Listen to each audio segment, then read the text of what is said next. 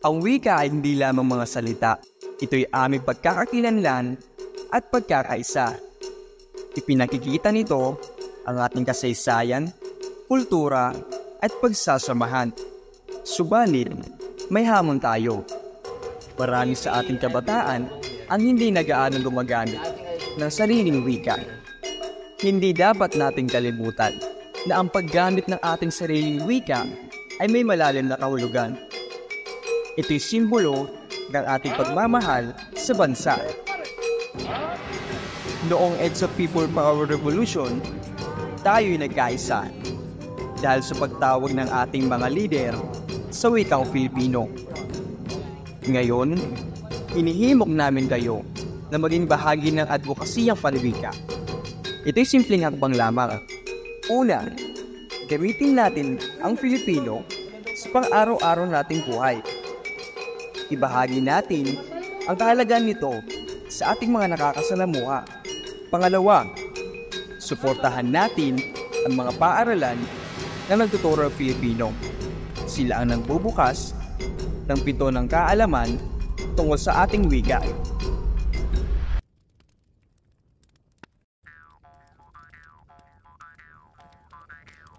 Isang makasaysayang araw sa ating lahat. Ako nga pala si Binibining Dasig. At ako si Ginoong JB. Naniniwala kami na ang wika ay wagas na kayamanan. Tama! Hindi lang ito mga salita, kundi tungkol ito sa pagkakakilanlan at pagmamahal sa ating bansa. Tama ka, Binibining Dasig. Kaya hinikayat namin kayo na samahan kami sa advokasiyang panwika. Tayo magkaisa at magtulungan at para mapanatili ang kahalagahan ng wikang Pilipino sa bawat puso ng mga Pilipino.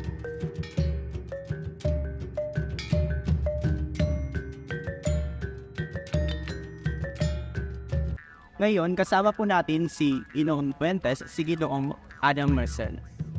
Ako nga pala si JB Gahalia at itong kasama ko ay si Binibining. Ngayon kaming mga katanungan ukol sa advocacy ipagpantay. Ang ng katanungan ay para may Ginoong Fuentes. Sa iyong palagay, ano nga ba ang advokasiyang panwika? Para sa akin, ang advokasiyang panwika, ito yung mga programa na tutulong para maipagmalaki, makita ang mga kahalagahan at paano matututunan ng mga tao sa lipunan kung paano gamitin ng maayos at ipagmalaki natin ang sarili nating wika o kanya-kanyang wika kasi hindi naman sinabi ni Ginoo kung anong wika yung tinutukoy niyang pinasok sa advokasya. So, pwede rin tumukoy ito sa mga dialekto o tinatawag sa English na mother tongue. So, itong advokasiyang panwika para sa akin ay mahalaga kasi dito ma-preserve ang mga kultura at tradisyon at hindi matatanggal sa atin ang ating mga sariling identidad. Ang pangalawang katanungan po ay para kay Ginoong Adam. Paano niyo po isinasabuhay ang advokasiyang panwika sa inyong pang-araw-araw? Sa pamamagitan sa pagkikipag-usap at pagkikipag-ugnayan sa mga tao, especially sa mga student ko, paggamit ng wika, ng sariling wika natin since hindi lahat ng estudyante nakakaintindi ng salitang banyaga. Kaya mas marapat na gamitin natin yung sarili nating wika. Meron po kaming karagdagang katanungan para po sa inyong dalawa. So, ang Chen Memo ay nagpatupad ng memorandum o tinatawag na CIM o 20, Series of 2013, na ayon rito, ang asignaturang Pilipino ay unti-unti nang nawawala na ansya namang kinabahala ng maraming Pilipino. So, ano po ba ang inyong sariling opinion o pananaw tungkol sa usapin na ito? Magsimula tayo kay Ginoong Fuentes.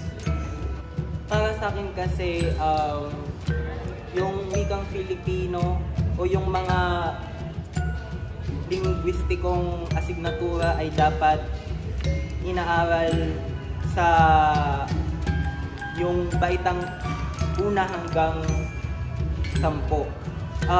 Dapat dito, mamaster na natin ito. mais sa puso o parang dapat dito tumatak na talaga sa mga bata kung paano gamitin sa formal at informal na komunikasyon ng mga ito sa pakikipag-usap, sa pagsusulat at sa kahit anong uri ng komunikasyon. Sapagkat ang memorandum ng CHED ay patungkol sa pagtatanggal nito sa kolehiyo dahil para sa akin, ang kolehiyo dito na dapat inaaral ng mga kabataan kung paano maging profesional sa mga kanilang pinipiling mga programa na o profesyon na kanilang gustong maabot o maging anuman sila. Dapat dito focus na sila sa mga asignaturang makatutulong sa trabaho o sa mga inaasam-asam nila na mga pangarap nila at hindi na dapat dito itinuturo yung mga sinasabi nating fundamentals o mga basic na mga skills. Katulad na dito yung pag-arithmetic o arithmetiko, yung linguistikong mga asignatura, pagintindi, pakikipag-usap, ganun. At yung good manners at right conduct, GMRC, yung mga ganitong asignatura ay dapat pinopokus sa mga unang baitang pa lamang at hindi na dapat ito parang pinagtutugunan ng pansin sa kolehiyo. Yun lang. Okay, maraming salamat po, Ginoong Fuentes. Sa iyo na po naman po, Ginoong Adam Mercedes.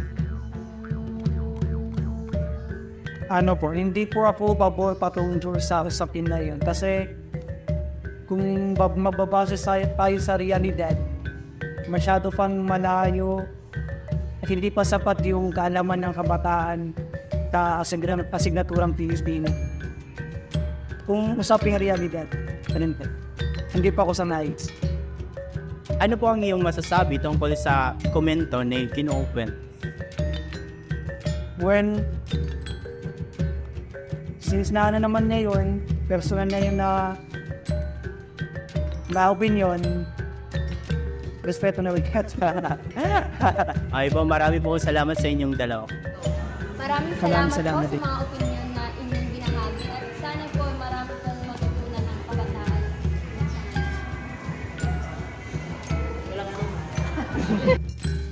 Maraming salamat sa mga nakibahagi sa ating pag-assist.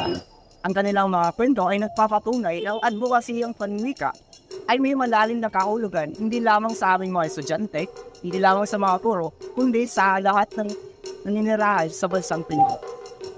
Maraming salamat sa inyong mga kwento at suporta. Mapapanaig natin ang pagmamahal natin sa ating wika at bansa.